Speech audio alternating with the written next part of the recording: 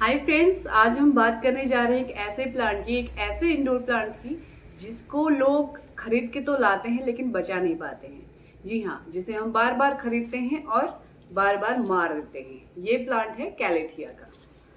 ये एक प्लांट है कैलेथिया का जो मेरी फ्रेंड के यहाँ था और जो मरने ही वाला है आज, जैसा कि आप देख पा रहे हैं। लेकिन जब मैंने इसे बाहर निकाला तो मुझे एक न्यू शूट दिखाई दिया, तो मैंने सोचा मैं इसे बचा लूं और आप लोग के साथ इसके प्लांट्स के केयर एंड टिप्स शेयर करूं। तो दोस्तों, ये एक ऐसा प्लांट है जो काफी नाजुक होता है और इसको काफी केयर की जरूरत होती है। केयर इन द सेंस कि आप इसको प्रॉपर लाइट, प्रॉपर वाटरिंग, थोड़ा सा भी ऊपर नीचे अगर हो गया तो ये प्लांट मर जाएगा।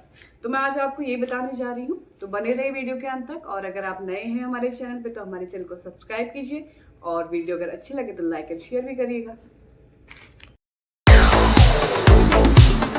कैलेथिया एक इंडोर प्लांट और ये अपनी खूबसूरत सी पत्तियों की वजह से बहुत ही ज्यादा बिकता है और लोग अपने घरों में सजाना प्रेफर करते हैं।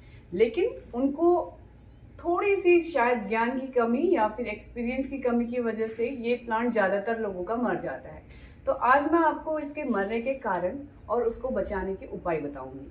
तो सबसे पहले जो इसका पहला रीजन है कैलेथिया के मरने का, पहले तो आप उसकी स्थिति से आप पहचान सकते हैं कि प्रॉब्लम क्या है। अगर आपके प्लांट में उसकी पत्तियां जल रही हैं, उनके कोने ब्राउन हो रहे हैं और आप प्रॉपर वाटरिंग कर रहे हैं, इसके बावजूद अगर ऐसा हो रहा है तो इसका मतलब है कि आपने उसे तेज धूप में रखा है। उसकी जगह चेंज कर दीजिए और उसको ऐसी जगह पे रखिए जहाँ पे ब्राइट लाइट हो, इनडायरेक्ट सन लाइट हो या फिर छनी हुई लाइट आए, लेकिन डायरेक्ट सनलाइट में मत रखिए। चाहे तो आप सुबह की 7 से 8 बजे की थोड़ी जो कम धूप होती है, कम तापमान वाली, उसमें आप इसको रख सकते हैं। दूसरा, जब आपकी पत्तियां गलने लगे और आपका स्टेम या फिर यहाँ पर पत्तियां पीली दिखने लगे तो आप समझ जाइए कि ये ओवर वाटरिंग है। ओवर वाटरिंग के लिए आप इसमें हमेशा तभी पानी दीजिए जब इसके ऊपर की सॉइल 1 या 2 इंच सूख जाए। आप फिंगर टेस्ट कर सकते हैं, आप स्टिक डाल के टेस्ट कर सकते हैं, लेकिन वाटरिंग तभी करें जब वो सूखी हो। बार बार वाटरिंग ना करें। कोई आपको शेड्यूल बनाने की जरूरत नहीं है कि हम 5 दिन में करेंगे, हम 2 दिन में करेंगे, नहीं। आप उसकी सॉइल को चेक करिए, उसके बाद उसमें वाटरिंग करिए, सबसे बेस्ट तरीका है। अगर ये भी सब सही है फिर भी आपका प्लांट मर रहा है तो मेन चीज है आपकी सॉइल मिक्सचर, कि आपने कौन सा सॉइल मिक्सचर यूज किया है। देखिए, कैलेथिया एक ऐसा प्लांट है, एक ऐसा इंडोर प्लांट जो थोड़ा हटके है। जैसे आप मेरा एक एग्लोनिमा देखेंगे तो ये मैंने गार्डन सॉइल, वर्मी कंपोस्ट और साथ में थोड़ा सा सैंड में लगाया हुआ है और ये बहुत बेहतर चल रहा है। प्रॉपर ड्रेनिंग सॉइल है, सॉइल मिक्सचर है। लेकिन जो ये हमारा कैलेथिया होता है, इसका एक प्रॉब्लम है। इसको चाहिए बहुत ही हल्की और बुरबुरी मिट्टी कह लें या फिर वेल ड्रेन्ड सॉइल मिक्सचर, ऐसा जिसमें से पानी पूरा निकल जाए लेकिन नमी प्रॉपर बनी रहे। अगर नमी में कमी आएगी तब भी ये पौधा सूखेगा, और अगर वो नमी या फिर पानी ज्यादा रुकने लग जाए तो इसका रूट रॉट हो जाएगा और तब भी आपका पौधा मर जाएगा। तो पहले मैं आपको बताती हूँ कि आपको सॉइल मिक्सचर बनाना कैसे है। अगर आप देख पा रहे हैं तो मैंने यहाँ पर लिया है कोकोपीट, ये है हमारी वर्मी कंपोस्ट और थोड़ी सी मैंने ली है गार्डन सॉइल। तो हमने क्या करना है, और एक बात कि आप जब भी कंटेनर चूज करें, मैं आपको सजेस्ट करूंगी कि आप एक 6 इंच का गमला बहुत है। अगर आप ज्यादा बड़ा कंटेनर भी यूज करेंगे तो उसमें जो नीचे की मिट्टी है उसमें नमी रह जाएगी, उससे क्या होगा, आपके रूट रॉट होने का खतरा बढ़ जाएगा। तो सबसे पहले तो आप ऐसा कंटेनर लीजिए जो प्रॉपर हाइट का हो, ठीक ठाक। देखिए, इसकी जड़ें ना बहुत गहरी नहीं जाती, तो इसके लिए बहुत ज्यादा गहरे कंटेनर की जरूरत नहीं है। तो वेल ड्रेन होने के लिए इसमें जो ड्रेनेज जोन होते हैं वो प्रॉपर होने चाहिए, जैसा कि आपको दिख रहा होगा। तो इसको हम एक पत्थर से, थोड़े से पेबल से ढक लेते हैं।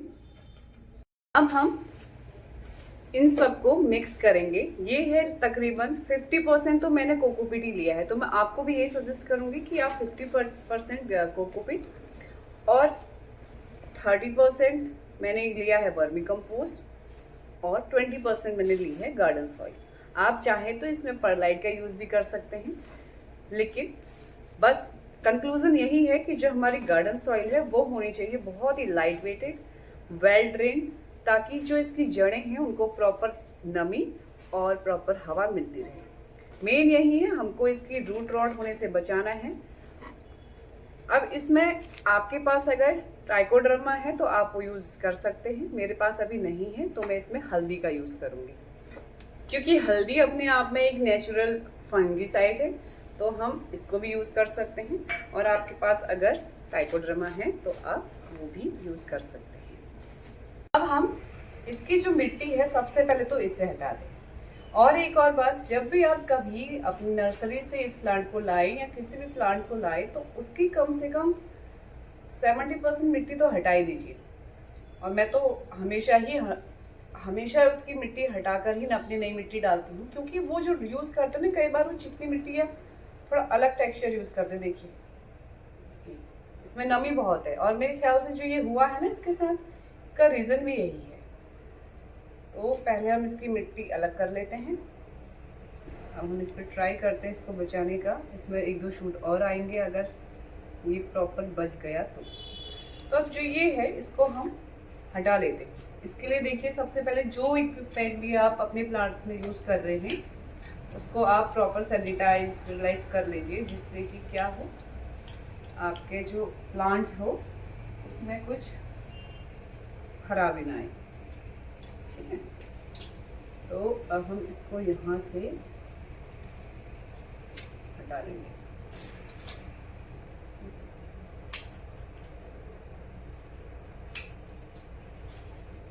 अब आप देखिए,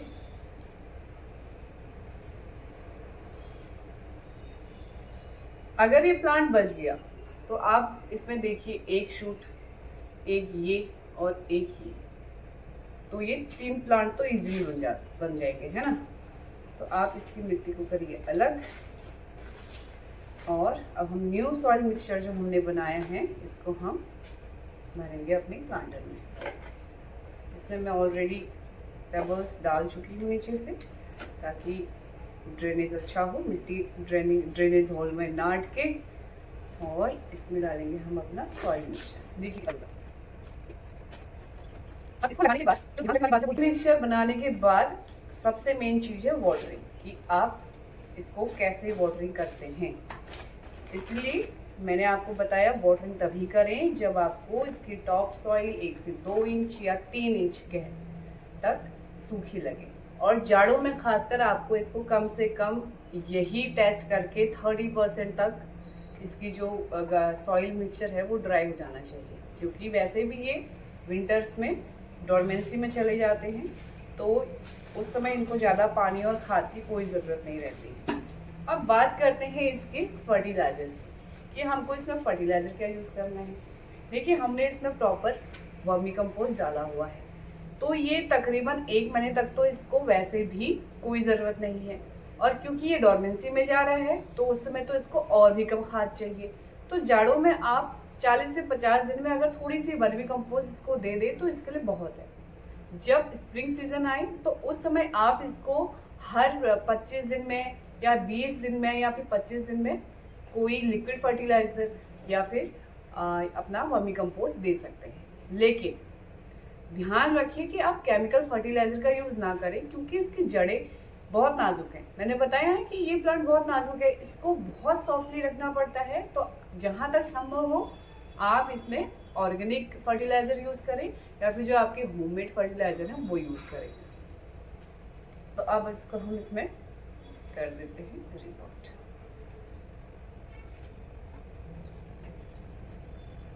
अगर आप इसकी प्रॉपर केयर इंडोर प्लांट्स के साथ बहुत साल चल सकता है, अगर आप इसकी प्रॉपर केयर करें। तो ये वो बच्चा है जिसको ज़्यादा ध्यान की ज़रूरत होती है।